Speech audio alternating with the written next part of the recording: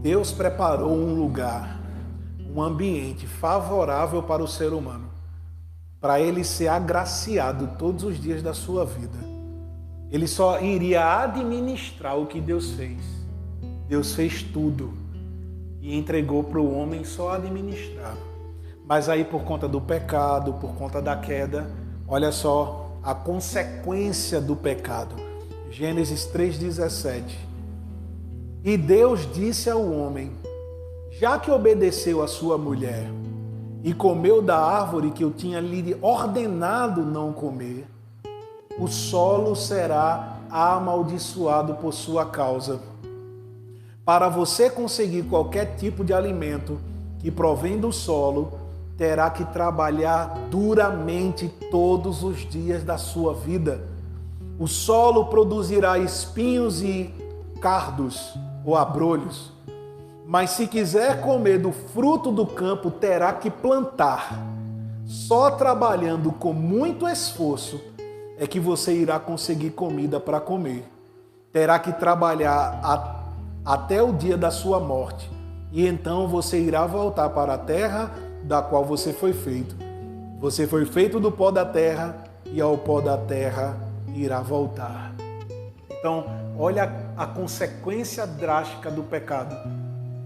Deus tinha preparado um ambiente favorável para o homem viver, mas porque o homem escolheu desobedecer, ele foi tirado desse lugar. E agora não era mais Deus que estava operando ou trabalhando em favor do homem, mas agora era o homem que tinha que obter o seu sustento. No prazer ou no Éden, o homem era sustentado por Deus, mas no pecado, o homem é sustentado por ele mesmo. Então você vê que as palavras que se encontram no capítulo 3 são totalmente diferentes da que a gente leu no capítulo 2. No capítulo 2 é um ambiente favorável. Olha, eu vou te dar. Olha, eu vou fazer. E você vai fazer só isso aqui. Você vai comer, você vai usufruir, você vai desfrutar. Mas depois que o homem cai, a palavra muda. O discurso é diferente. Agora vai ser com esforço. Agora vai ser ralando. Agora vai ser difícil. Mas eu te pergunto, é porque Deus queria assim? Foi porque Deus projetou assim? Não. É por conta do pecado. É por conta da queda, da desobediência. Exatamente tudo isso que Paulo estava falando para nós.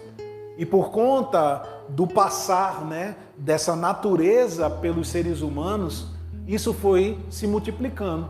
Da mesma forma que o ser humano foi nascendo, essa natureza também foi multiplicada.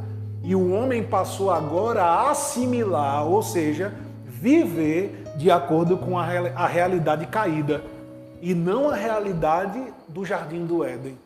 Então, como eu falei, eu ainda ouço hoje pessoas falando, pregando sobre isso, quando vão falar sobre trabalho e etc., citam esse texto que é do suor do rosto que você vai obter o seu sustento.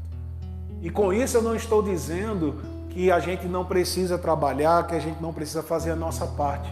Mas existe uma diferença com a graça e existe uma diferença sem a graça. Sem a graça, o trabalho sim, é árduo, é pesado, é exaustivo, é desproporcional. Mas com a graça, você trabalha, mas você conta com a participação de Deus na sua vida. É completamente diferente. Só que a grande questão aqui é o que eu preciso fazer para que essa realidade que me já foi dada, ela seja operante na minha vida. Hoje, quando eu fui preparar essa ministração, escrever aquilo que estava no meu coração, eu coloquei o carregador desse equipamento aqui numa réguazinha que eu tinha em cima da mesa. E eu comecei a escrever, só que quando eu olhei para o nível de bateria do equipamento, eu percebi que o equipamento não estava carregando. Aí eu achei estranho. Eu disse, oxe, eu coloquei para carregar, mas ele não está carregando. Aí eu me liguei numa coisa que eu não tinha me ligado antes, que essa régua que eu uso, essa extensão, estava desligada. Ela tem um botãozinho de ligar e desligar, que eu precisava ter ligado para carregar o iPad. Só que aí eu acho isso muito tremendo, porque Deus fala com a gente em situações muito simples da vida. Quando eu liguei a extensão, Deus falou comigo isso. Ele falou, tem muita gente que está em mim, está conectada em mim, mas por não estarem ligadas, elas não estão sendo carregadas por mim. Elas olham e dizem, mas eu estou em Cristo, eu nasci de novo, mas na minha vida eu tenho desfrutado do que Deus falou para Adão. É trabalho pesado, é suor do rosto. Para eu ter alguma coisa, eu tenho que ralar, desculpe pela expressão, como a gente sabe, que nem um condenado, literalmente, né? Porque quem vive no pecado está condenado. Então, veja que interessante. O que eu preciso fazer agora não é só entender o que eu recebi de Deus por meio do sacrifício de Jesus, mas eu também preciso entender como ativar isso na minha vida.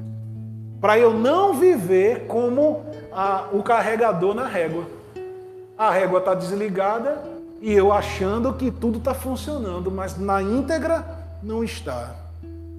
E eu preciso mergulhar na palavra para aprender como usufruir dessa graça abundante que me foi dada.